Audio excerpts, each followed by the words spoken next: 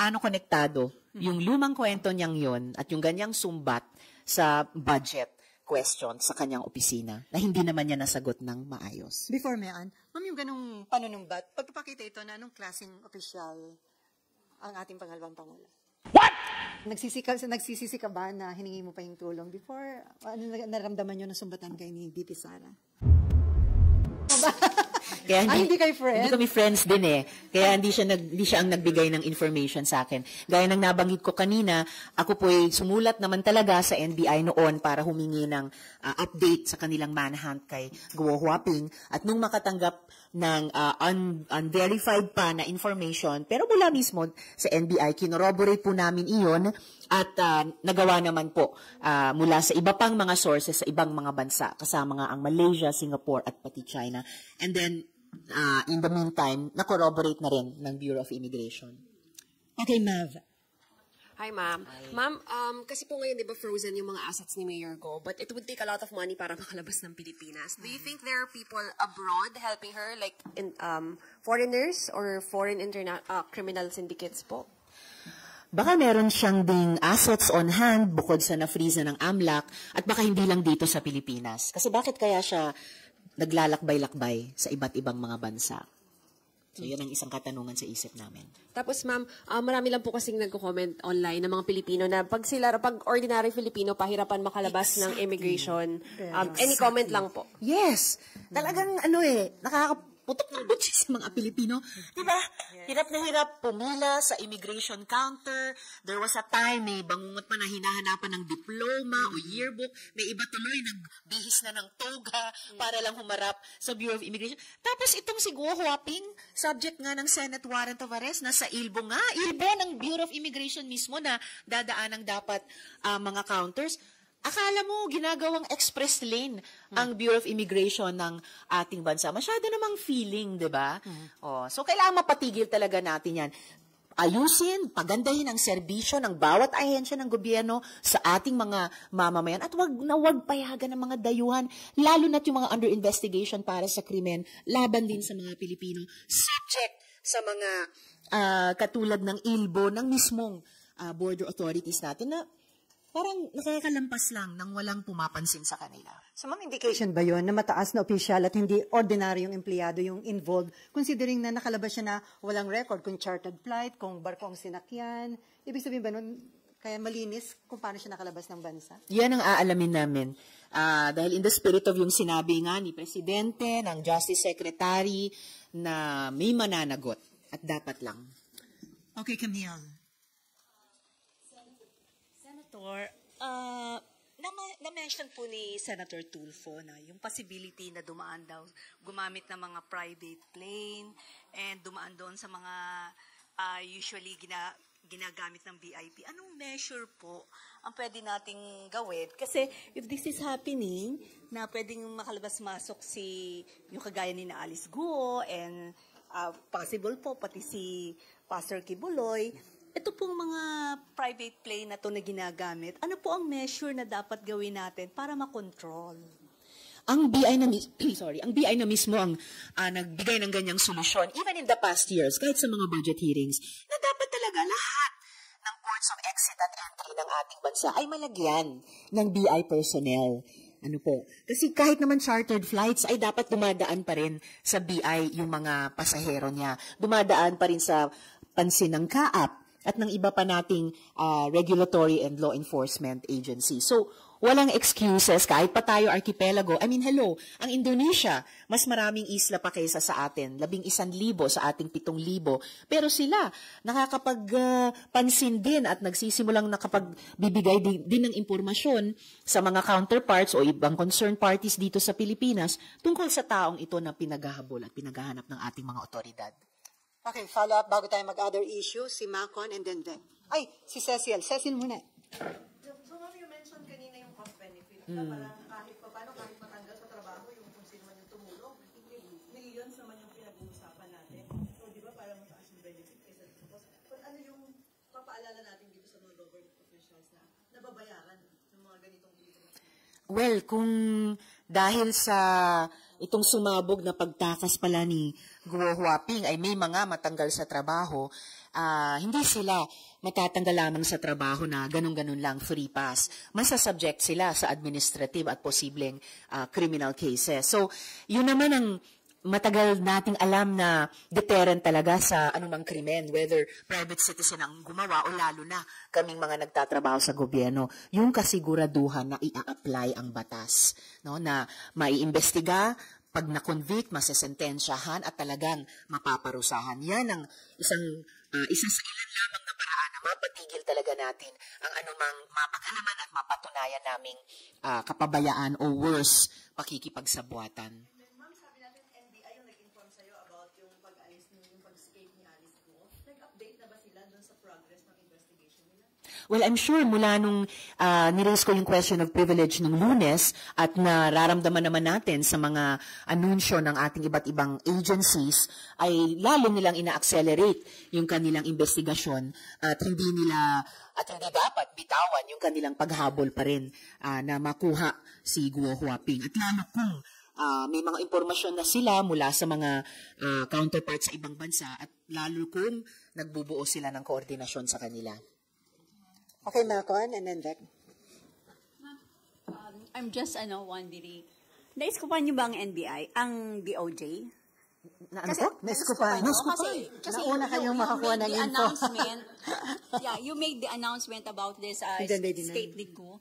And yet when the NBI, when DOJ or Remulla was asked to comment on this, parang ang sinabi nila, they are still verifying this information. So, considering na yung NBI is an attached agency of the DOJ, parang na-bypass ba or he just remains silent about it? I don't think naskupan ko ang kahit aling ahensya ni ang DOJ.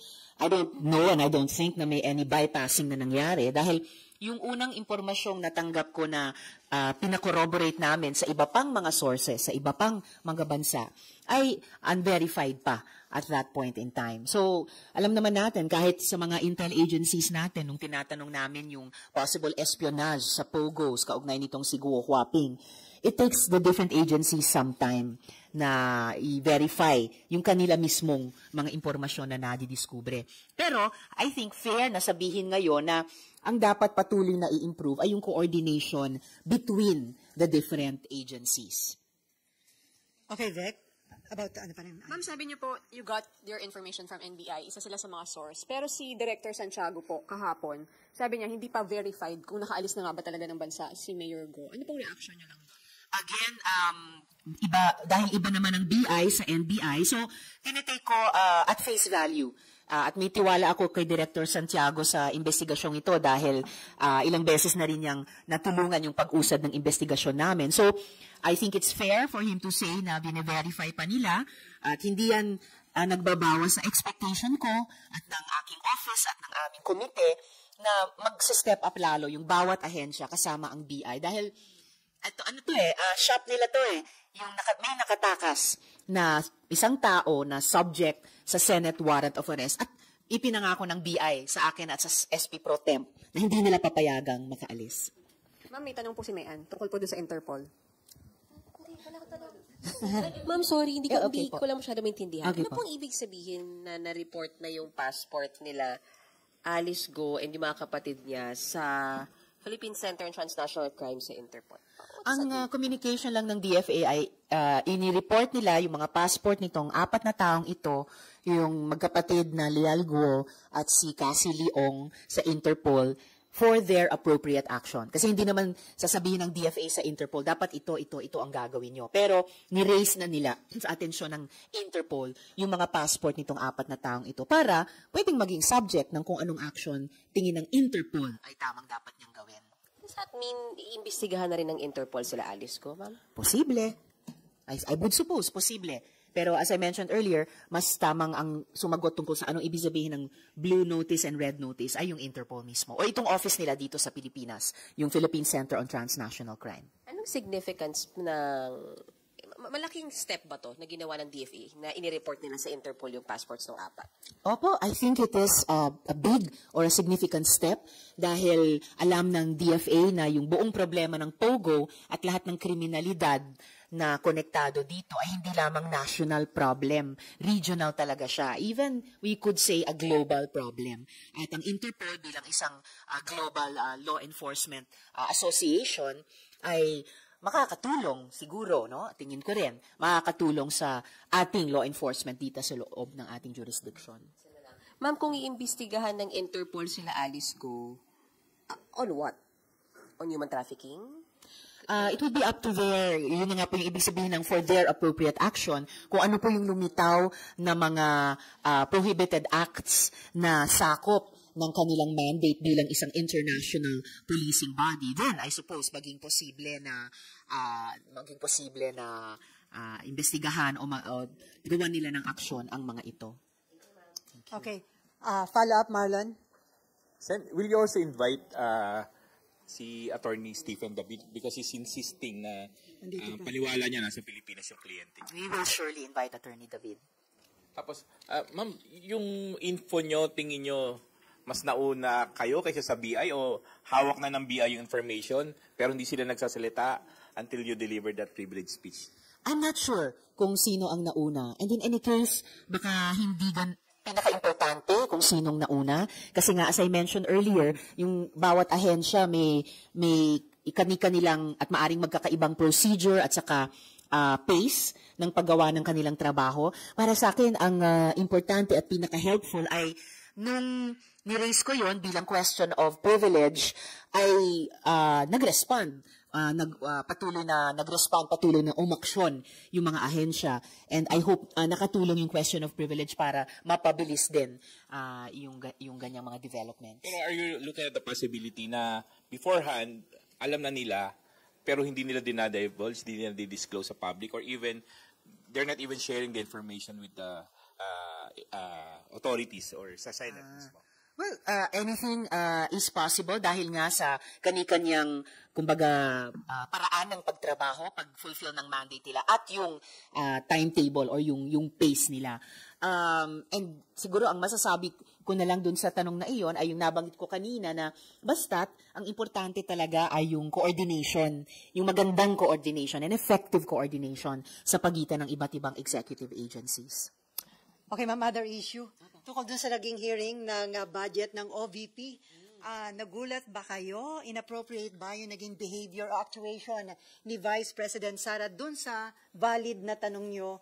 May kaugnayan dun sa, ang pinag-uusapan pa naman yung libro na ang title ay Isang Kaibigan.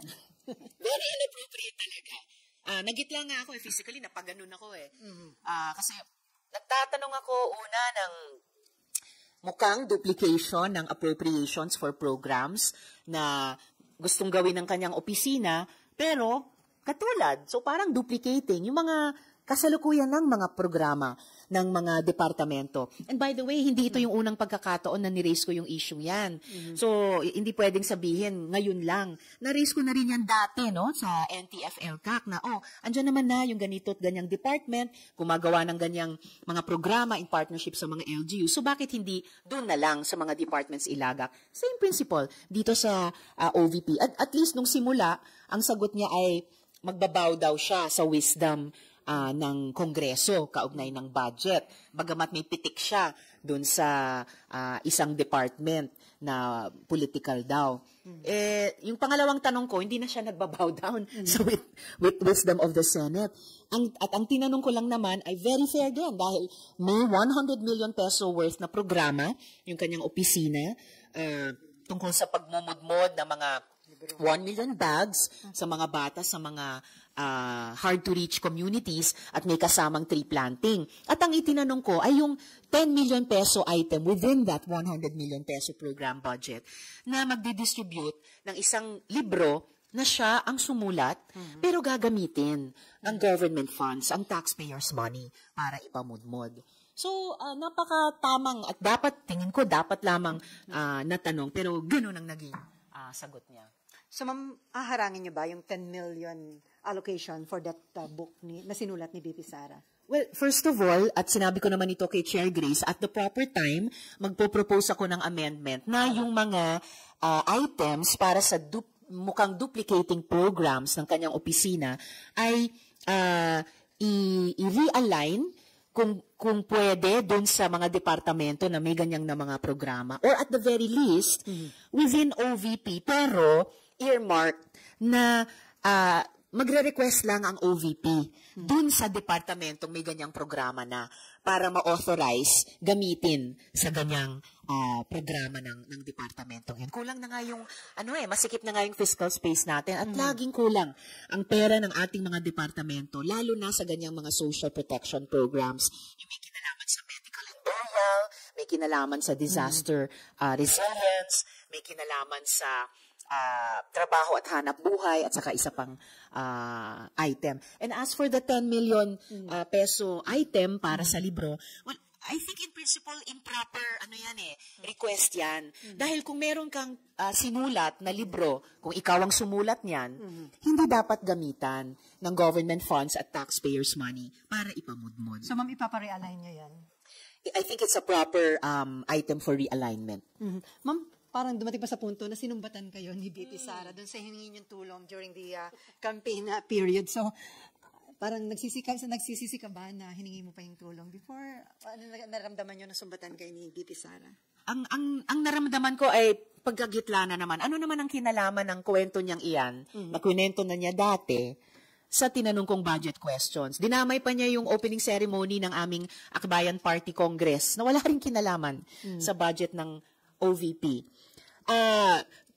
Ako po ay isang taong marunong tumanaw ng utang na loob, lalo na sa taong bayan. Pero kung umantong ang isang administrasyon sa patayan or paglustay ng kaban ng bayan, ibang usapin na yan. Anyway, sinabi ni VP Sara, hindi naman niya ako tinulungan. So, ano yung isinusumbat niya? Actually, ang alaala ko sa pagkita namin noon, kasi tuwing pupunta ako sa Davao, whether nung rep pa ako ng Akbayan sa House or ngayon nagtatrabaho sa Senado, SOP magko-courtesy call sa local chief executive. And what I remember very clearly nung 2016 pagkita namin, nagpasalamat ako sa kanya dahil sa suporta ng Davao City Government sa kampanya ng Akbayan laban sa aerial spraying at saka sa GMO. So yun yung pinaka-naalala kong usap namin. Dalawang agricultural issue. So, hindi ko talaga maisip paano konektado yung lumang kwento niyang yon at yung ganyang sumbat sa budget question sa kanyang opisina na hindi naman niya nasagot ng maayos. Before Mayan, ma'am, yung ganong panunumbat, pagpapakita ito na anong klaseng opisyal ang ating pangalawang Pangulo? Well, lahat kami. Kung paano kami magsalita at kung paano kami kumilos or kung ano yung hindi namin ginawa na dapat namin ginawa, doon yung nakikita yung pagkatao namin. And then sabi niyo nga, masikip yung fiscal space. Yes. Sobra bang malaki yung more than 2 billion budget ng OVP? Well, actually, now that you mentioned it, ang 2 billion plus budget request ng OVP, mga triple po yan ng pinakamalaki pa yatang hiningi ng OVP during the previous administrations. Kasi 500 million. Yes. Okay, Mayan. Ma'am, so, for the record, ipapa-realign niyo yung 10 million pesos para doon sa isang kaibigan. Opo, at the proper time, sa period of amendments, magpo-propose po ako ng amendment dun sa items ng program sa OVP na katulad lamang dun sa mga programa ng mga line agencies natin, including DSWD, DOH, DOLE. And yung item ng 10 million pesos para sa pagmumudmod ng mga kopya ng isang kaibigan.